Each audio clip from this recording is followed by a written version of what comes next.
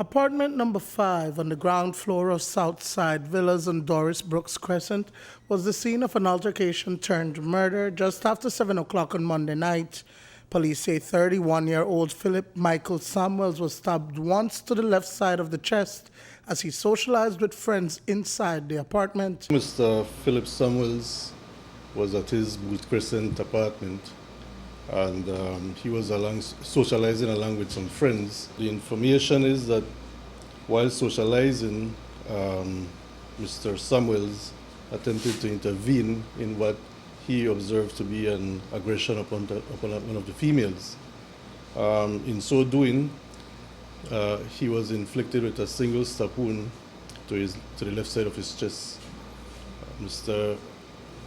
Samuels was transported to the Karl Heusner Memorial Hospital, where he succumbed to his injuries sometime around 10:40 p.m. The blood stains inside the apartment and the trail from the door to the pavement are the telltale signs that Samuels hemorrhaged profusely.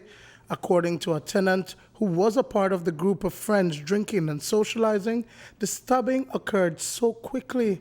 Samuels was shortly after assisted out of the apartment but collapsed in front of the building. 30 minutes later, they managed to get a vehicle to rush him to the hospital. The tenant recounts what happened. Phillip Samuels and another guy got in an argument, so I exited the apartment, and when I went back in, I saw them fighting and blood was everywhere. Blood was coming from Phillip. That's when we saw that he got stabbed. Then me and another girl helped him out the apartment, and on the street he collapsed. Then we took him in the vehicle where they took him to the hospital. And you didn't happen to hear what started the argument? You didn't hear what they were saying to each other? I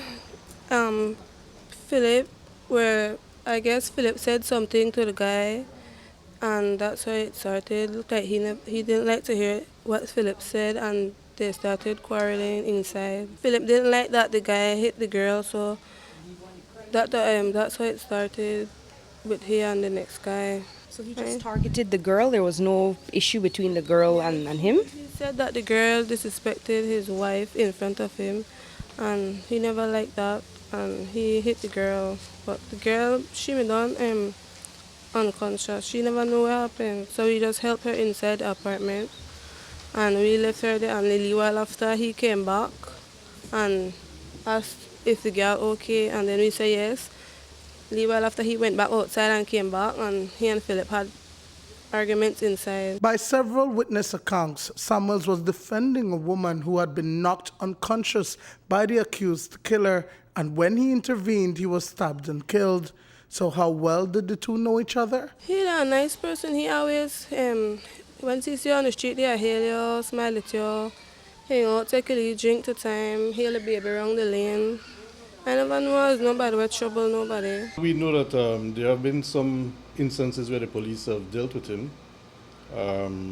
and we are aware of the kind of behavior that he has. Several statements have been recorded, and police are currently seeking the person who fled the scene in a vehicle after fatally wounding Samuels. The officers are seeking him right now. We have visited several homes in Belize City where we suspect that he may be, but we understand that he may also be outside of Belize City. So we have sent out an information message seeking him now. Any murder weapon retrieved, sir?